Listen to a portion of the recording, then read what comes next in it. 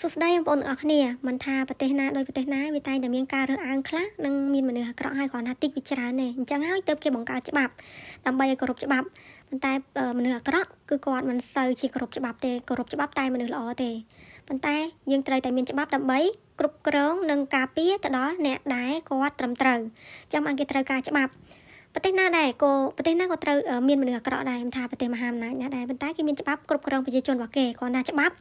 ក៏វាមិន 100% ក៏វាបាន 90% គឺ 80% ដើម្បីការពារអ្នកជនស្លូតត្រង់ដែរដូចជានៅក្នុងព័ត៌មាននេះអញ្ចឹងគឺមានកន្លែងធ្វើពេទ្យថ្មិញមួយគឺធំបងប្អូននៅខាងណាំគឺនៅខាងទីក្រុងសូអ៊ូខាងណាំគឺទីក្រុងនៃប្រទេសកូរ៉េទីក្រុងទី1គឺពេទ្យថ្មិញហ្នឹងគឺធំហើយបុគ្គលិកគាត់ក៏ច្រើនដែររាប់សិបនាក់ណាណោះអញ្ចឹងគាត់ថតតាម SNS ប្រហោះរហូតហើយគាត់នឹងរើសបុគ្គលិកទៀតអញ្ចឹងហើយបុគ្គលិកគាត់គឺថាចូលក្នុងមួយខែអញ្ចឹងគាត់ឲ្យ50,000 វ៉ុនប្រហែលជាខ្ទង់400អញ្ចឹងទៅចូលបាន2ខែគាត់នឹងថែមឲ្យ100,000ពីលើនឹងអីទៅទៀតអញ្ចឹងតាប៉ុន្តែ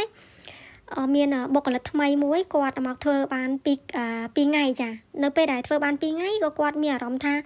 ការងារហ្នឹងវាខុសនឹងអ្វីដែលគេបញ្យល់ណាដូចថាមកសម្ភាសអញ្ចឹងវាខុសអញ្ចឹងក៏គាត់ដាក់សុំច្បាប់ឈប់ទៅវិញ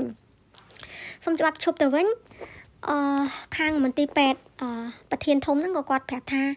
បើចង់ឈប់ត្រូវតែដាក់ច្បាប់មួយខែមុន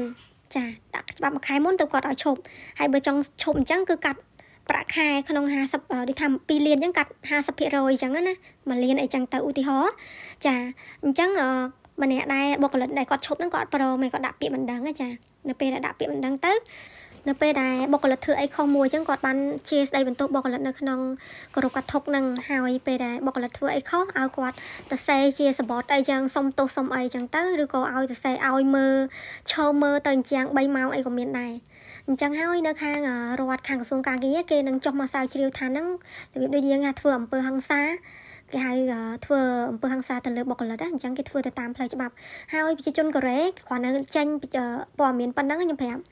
គេស្រោះគ្នាណាមនុស្សអាក្រក់គេអត់ជួយទេបងប្អូនគាត់ថាគាត់ធ្លាប់ធ្វើថ្មិញអាហ្នឹងទោះជាវាថោកវាល្អយ៉ាងណាក្តីបើសិនមានមនុស្សអញ្ចឹងក៏អត់ទៅធ្វើទៀតទេអត់ដូចនៅស្រុកយើងទេបងប្អូនគាត់ថាកន្លែងធ្វើបាបគេអញ្ចឹងគឺព្រួតគ្នាអត់ជួយតែម្ដង